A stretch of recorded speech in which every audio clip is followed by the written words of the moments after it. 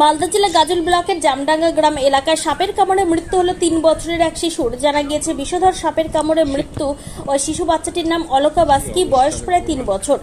বাড়ি গাজল ব্লকের জামডাঙ্গার খিড়কিডাঙ্গা গ্রাম এলাকায়। স্থানীয় সূত্রে জানা গিয়েছে রবিবার গভীর রাত্রে মাটির ঘরের মেঝেতে শুয়েছিল ওই শিশু বাচ্চাটি হঠাৎ করে কান্না করে ওঠে। এরপর ওই শিশু বাচ্চার মা উঠে দেখে পাশে একটি বিষধর সাপ রয়েছে ও শিশু বাচ্চার পায়ে ক্ষতস্থান থেকে রক্ত পড়ছে। সেটি দেখে তারা আতঙ্কে তড়িঘড়ি চিকিৎসার জন্য নিয়ে আসেন গাজল স্টেট জেনারেল হাসপাতালে। এরপর গাজল স্টেট জেনারেল হাসপাতালে কর্তব্যরত চিকিৎসক ওই শিশুটিকে মৃত বলে ঘোষণা করে। এই ঘটনার জেরে গ্রামে চরম শোকের ছায়া নেমে এসেছে। এদিন সোমবার বেলা 2টো নাগাদ গাজল স্টেট জেনারেল হাসপাতাল থেকে ওই শিশু বাচ্চার মৃতদেহ ময়নাতদন্তের জন্য মালদা মেডিকেল কলেজ হাসপাতালে পাঠানো হয়। মাটিতে বিছনা করে ঘরের ভিতরে বিছনা করে শুয়েছিল। তার ওই যখন চিলিয়ে উঠে চ্যাংড়াটা তখন করিব ওই 11টা সাড়ে 11টা বাজে।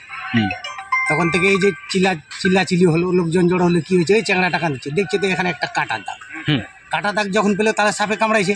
ওই তখন গাড়ি ঘোড়া নিয়ে আসা হলো ওই তুলসীডাঙ্গা। ওই তুলসীডাঙ্গা হসপিটালে আসে, তারপরে ওই চিকিৎসা করতে করতে এক চ্যাংড়াটা মারা। ওটা যেটা একদম অলকা বাস্কি। বয়স ওই 2 বছর। সাপ দেখা যায়নি।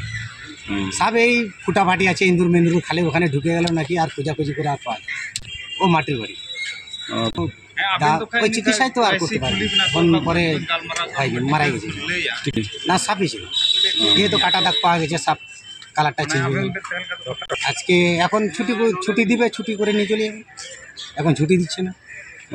আইসি সাহেব বলছে যে ওই এখন দিচ্ছে না, ওই পোস্টমর্টম করতে বলছে।